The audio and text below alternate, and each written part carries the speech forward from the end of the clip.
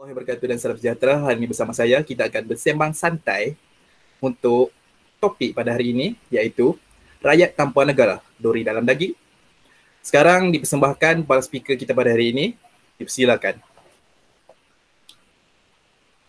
Okey, Assalamualaikum semua. Nama saya Muhammad Syukri bin Johari. Assalamualaikum semua. Nama saya Muhammad Syukri bin Johari. Okay, Assalamualaikum semua. Nama saya Muhammad Ikmal Syamuddin bin Hashim. Itu je. Oke, Assalamualaikum semua. Nama saya Alif Zulkarnain bin Abdul Burhan. Okey, nama saya Nurul Zulaikal Syakirin binti Zunipa.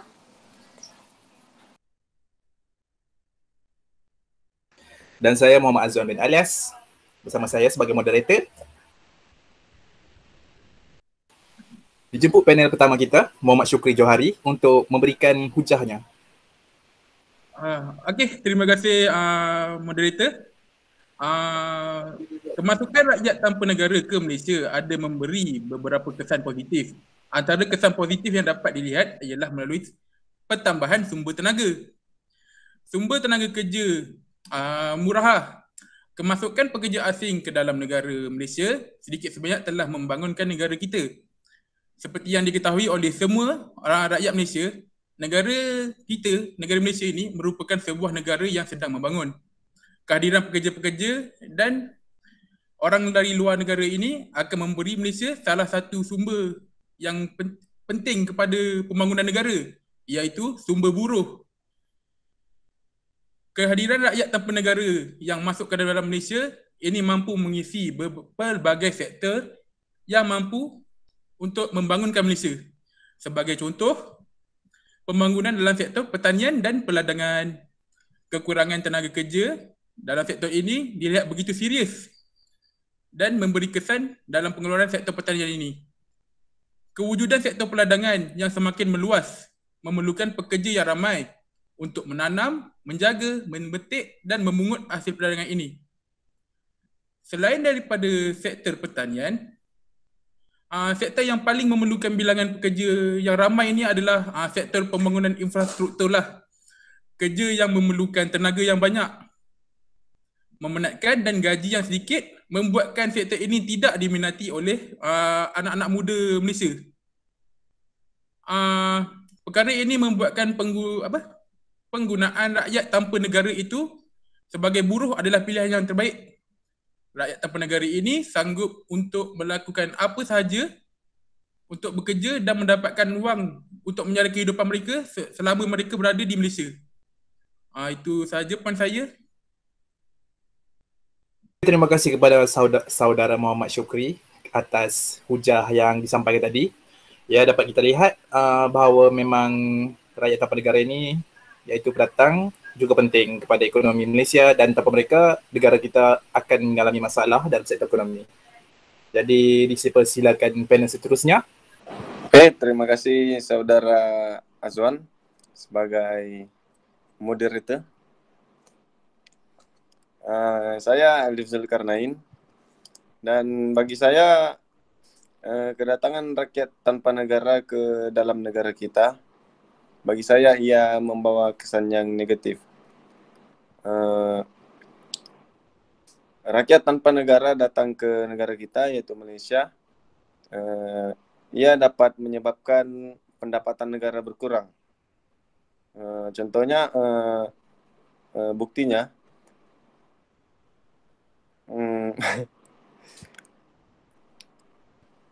rakyat negara kita mengalami kekurangan pekerjaan, dan rakyat negara kita mengalami kekurangan pekerjaan dan dikuasai oleh buruh daripada negara luar, yaitu yang datang ke negara kita sebagai rakyat tanpa negara. Hal ini disebabkan pelbagai sektor pekerjaan yang hanya memberi pendapatan yang rendah, gaji yang murah kepada pendatang-pendatang asing, yaitu rakyat tanpa negara yang hanya diberikan gaji yang murah kepada mereka. Dan majikan-majikan hanya memberi hanya lebih suka kepada pekerja-pekerja asing yang rakyat tanpa negara karena mereka hanya perlu diberikan gaji yang murah dan mereka memberi komitmen yang sebaiknya. Berbanding dengan masyarakat tempatan, masyarakat tempatan perlukan gaji yang tinggi karena mereka ingin mendapat dengan yang selayaknya. Selepas itu, bagi saya tentang rakyat tanpa negara, seperti contohnya dari pelarian dari Rohingya, masuk ke Malaysia, mereka mungkin akan boleh membawa penyakit-penyakit yang berbahaya. Hal ini demikian karena penyakit-penyakit yang berbahaya juga akan senang merebak dengan luas di negara kita. Pada masa kini, penyakit-penyakit seperti COVID-19, sekiranya semakin ramai pelarian datang masuk dalam negara kita, semakin tinggi risiko untuk negara kita mengalami penyakit tersebut. Karena mereka boleh jadi pembawa untuk merebak dengan luas. Buruh asing dia berbeza dengan buruh asing yang datang ke Malaysia dengan dokumen yang sah. Mereka akan dikenakan pemeriksaan kesihatan, tetapi tidak bagi yang pelarian-pelarian dari negara luar yang datang ke Malaysia. Banyak antara mereka berasal dari kawasan yang mundur di negara asal mereka dan terancam. Dan mereka kemungkinan besar akan senang menjadi pembawa penyakit-penyakit tersebut ke dalam negara kita. Dan bagi saya contoh yang saya berikan itu memang amat kuat untuk menyatakan yang rakyat tanpa negara ini bagi saya ia memberi kesan yang negatif bagi saya. Itu saja daripada saya dan saya serahkan kepada Saudara Azwan. Okey, terima kasih kepada Saudara Ali sebentar tadi. Terima kasih atas hujah anda dan penerangannya anda yang amat panjang tadi. Dan jelas kita nampak memang pendatang tanpa izin ataupun rakyat yang sudah lama datang ke sini jadi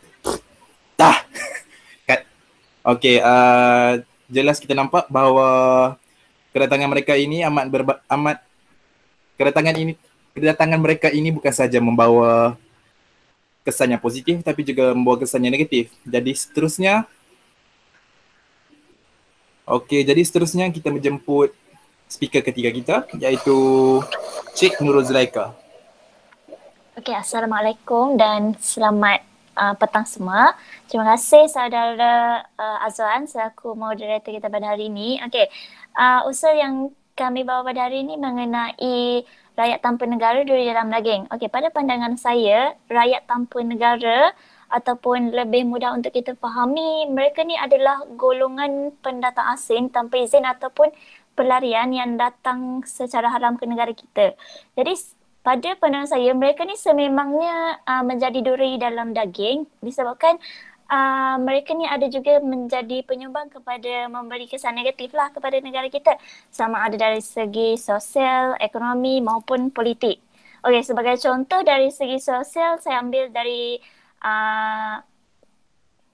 segi sosial iaitu berlakunya peningkatan kadar jenayah ekoran daripada rakyat tanpa negara ni lah. Okey, sememangnya aktiviti jenayah ni dia menjadi masalah utama dalam setiap negara, bukan saja di negara kita Malaysia tapi di seluruh negara lah menghadapi masalah jenayah ni. Tapi apabila adanya rakyat tanpa negara ni, dia akan meningkatkan lagi kadar jenayah di negara kita. Perkara ni dapat dilihat apabila rakyat tanpa negara, mereka yang masuk, contohnya macam pendatang asing tanpa izin yang masuk secara haram tu, dia tidak mempunyai pekerjaan ataupun tidak bekerja. Jadi benda tu dia mendorong mereka kepada melakukan aktiviti jenayah lah untuk menampung kehidupan harian, untuk mengatasi masalah kewangan bagi meneruskan kelangsungan hidup mereka kan. Lepas tu, tambahan pula sekarang ni ekonomi negara, bukan setakat ekonomi negara tapi ekonomi dunia pun sedang bergelut ekoran daripada pandemik COVID-19. Jadi ada yang rakyat tanpa negara tu mereka bekerja tapi telah dibuang kerja ekoran daripada pandemik ni. Bila mereka dah dibuang kerja, diberhentikan kerja, jadi mereka tidak mempunyai peluang, mereka tak ada pekerjaan lah. Bila mereka tak ada pekerjaan, benda ni lah yang akan mendorong mereka kepada berlakunya peningkatan kadar jenayah. Kadar jenayah tu berlaku daripada rakyat tempatan juga, tapi apabila ada juga rakyat tanpa negara, mereka ni juga jadi penyumbang kepada peningkatan kadar jenayah di negara kita. Okey, selepas tu seterusnya selain daripada punca masalah kewangan, pandemik COVID-19, perbezaan ideologi dan fahaman agama tu juga menjadi penyumbang kepada berlakunya kadar jenayah dalam kalangan rakyat tanpa negara, dalam kalangan parti ni lah.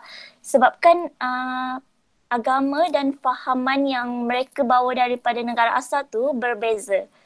Jadi apabila berbeza tu, kadang-kadang mereka lebih untuk menegakkan dia punya fahaman. Jadi apabila dah nak menegakkan fahaman dan agama masing-masing, akan tercetuslah macam pergaduhan. Jadi apabila sebagai contohnya macam pembunuhan kejam yang berlaku di Pulau Pinang pada Disember 2015, yang mana mangsa yang dibunuh tu dibunuh dengan kejam, badannya dikerat-kerat disebabkan oleh rakyat tanpa negara ni yang membunuh. Mereka berdendam dengan mangsa tersebut disebabkan oleh pergaduhan perbezaan fahaman agama mereka tu. Jadi apabila mereka dah bergaduh, jadi tercetuslah pembunuhan antara mereka tu.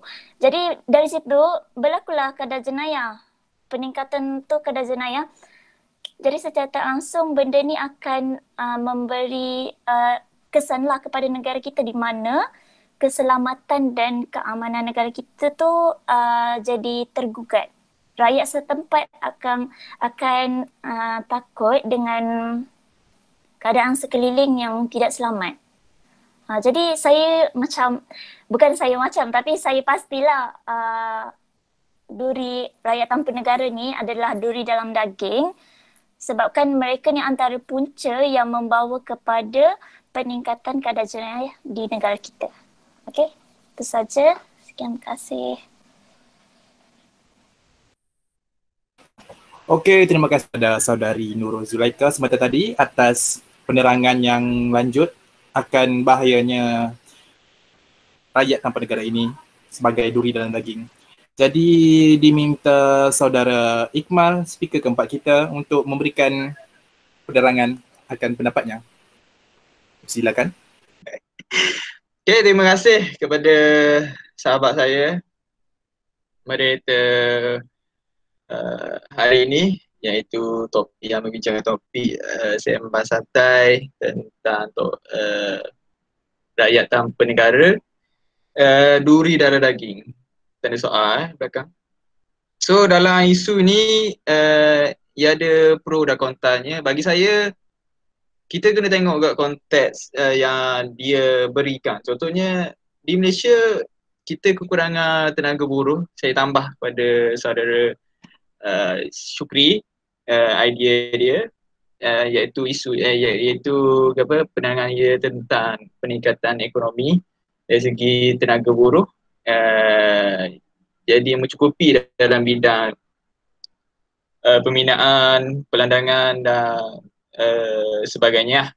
Jadi kita kena tengok ke konteks yang bahawasanya kita kekurangan pekerja yang dari tenaga pekerja kita kekurangan dari segi bukan tenaga kita mahir je, tapi kita kekurangan juga dari segi tenaga kerja dalam bidang 3D. Maksudnya pembinaan, yang kerja-kerja yang kotor dan penat dan panas dan sebagainya yang berkaitan dengan yang orang muda tidak suka. Jadi kita ada masalah tu.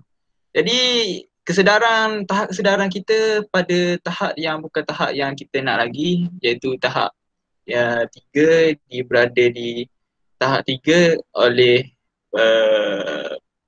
orang muda kita yang tak nak kerja dalam bidang 3D.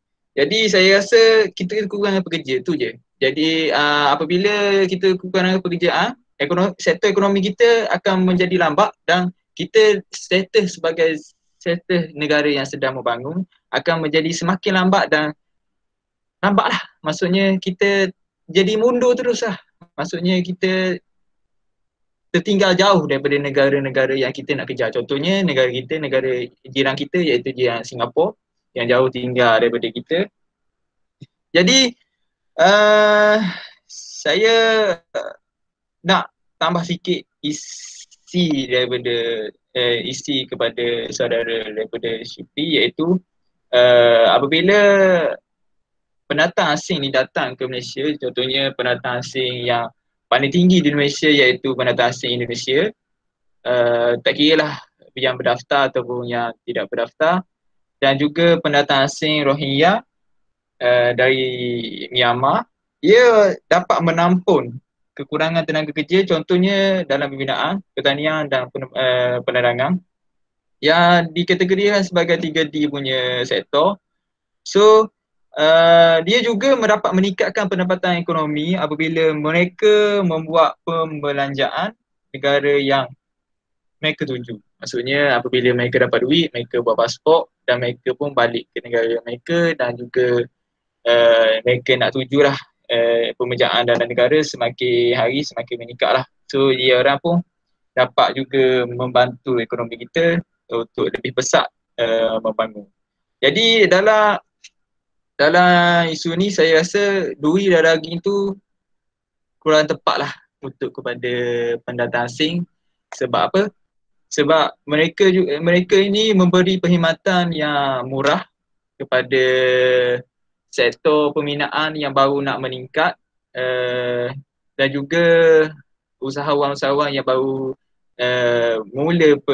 mula untuk perniagaan mereka. Jadi saya rasa duri dan daging ni atau barang rakyat tanpa negara ni, saya rasa boleh ditukar, rakyat tanpa negara sementara. Jadi saya rasa duri dan daging tu tak patutlah untuk dibicarakan. Pendatang asing ni datang ke Malaysia, contohnya pendatang asing yang paling tinggi di Malaysia iaitu pendatang asing Indonesia, tak kira lah yang berdaftar ataupun yang tidak berdaftar, dan juga pendatang asing Rohingya dari Myanmar, ia dapat menampung kekurangan tenaga kerja, contohnya dalam pembinaan, pertanian dan penerangan yang dikategorikan sebagai 3D punya sektor. So dia juga mendapat meningkatkan pendapatan ekonomi apabila mereka membuat pembelanjaan negara yang mereka tuju. Maksudnya apabila mereka dapat duit, mereka buat pasport dan mereka pun balik ke negara mereka, dan juga mereka nak tujulah pemejaan dalam negara semakin hari semakin meningkat lah. So dia orang pun dapat juga membantu ekonomi kita untuk lebih besar membangun. Jadi dalam isu ni saya rasa duri dan daging tu kurang tepat lah untuk kepada pendatang asing. Sebab apa? Sebab mereka ini memberi perkhidmatan yang murah kepada sektor pembinaan yang baru nak meningkat, dan juga usahawan-usahawan yang baru mula untuk perniagaan mereka. Jadi saya rasa duri dan daging ni atau barang rakyat tanpa negara ni, saya rasa boleh ditukar, rakyat tanpa negara sementara.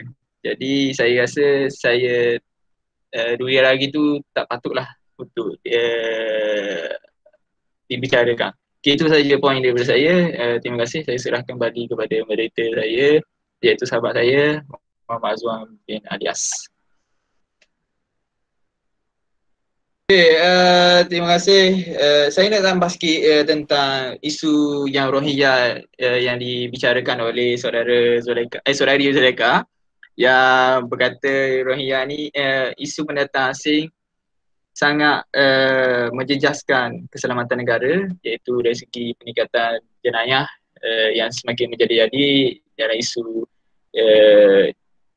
pembunuhan kejam yang ia gerak anggota badan itu di Pulau Pinang. Saya baca juga yang tu. Saya nak tambah juga, saya setuju poin daripada saudara Zuleka saudari Zuleka yang mengatakan parti ni meningkatkan. Contohnya apabila topik kita, saya rasa topik kita juga kena apabila kita tengok istiwa Astrawani mengatakan Rohingya apabila meminta hak menjadi manusia, hak sama rata, yang wearer yang itu, yang Lone Tiger punya isu, yang Lone Tiger yang backup penduduk Rohingya untuk sama taraf dari segi sama taraf penduduk di Malaysia, yang penduduk asal di Malaysia.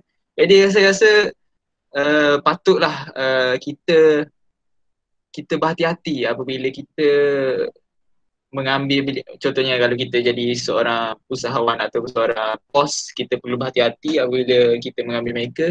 Sebab apa?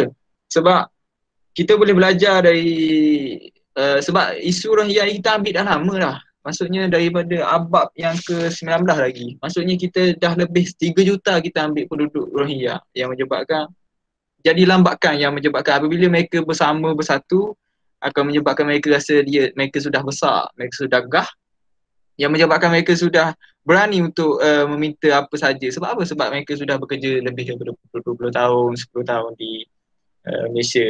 Jadi saya setuju dengan poin yang diutarakan oleh saudara Zuleka. Cuma saya nak tambahkan poin daripada saya, iaitu mereka berani sebab mereka pertama adalah mereka duduk di sini dah lama, mereka kenal selok-belok di sini dah lama. Mereka ada backup besar, iaitu UNESCO yang ada kad tu. So mereka berani minta penduduk tetap ataupun warga negara. Jadi kita boleh belajar, iaitu apabila mereka bersama, mereka bersatu, mereka boleh buat suka hati yang menyebabkan kita rasa keselamatan kita tergugah. Contohnya di Gombak. Pengalaman saya di Gombak penuh dengan geng mereka yang rancak bernyanyi, minum arak dan sebagainya. Itu semua saya rasa betul lah kadar jenayah meningkat apabila pendatang asing ni dia dah lama menetap di Malaysia dan juga dah lama berasa mereka boleh buat apa saja yang mereka suka. Itu saja daripada saya. Terima kasih. Okey, terima kasih kepada saudara Muhammad Iqman Syamuddin atas penerangan lanjut tentang pendapat beliau akan kedatangan rakyat tanpa negara ini. Jadi dapat kita lihat dengan jelas bahawa rakyat tanpa negara ini boleh menjadi duri dalam daging dan boleh juga menjadi penawar kepada kita sebab atas dasar yang tertentu. Dan dapat dilihat jelas kini isu ini menjadi isu yang amat besar dengan kedatangan Rohingya daripada Myanmar, dan tidak dapat dinafikan kedatangan mereka ini bersempena dengan COVID-19 ini amat menjejaskan dan amat menakutkan kepada kita. Jadi pada pendapat saya untuk isu ini, kerajaan berjaya menjalankan tugas yang amat baik dalam menjaga hal kedatangan mereka ini. Dan dapat dilihat kalau ketiadaan mereka ini juga boleh membawa kepada kemudaratan kepada negara kita ini sendiri, seperti ketiadaan tenaga kerja, tenaga buruh yang cukup, seperti untuk kegunaan di ladang, di tempat-tempat pembinaan, yang mana seperti umum mengetahui negara kita merupakan negara yang membangun, dan negara kita memerlukan dana yang amat besar jikalau ingin memberikan peruntukan yang sepenuhnya untuk kepada tenaga kerja tempatan membangunkan negara kita. Jadi setakat ini dapat dilihat bahawa kedatangan rakyat tanpa negara ini boleh menjadi baik dan juga buruk kepada kita. Sekian. Terima kasih.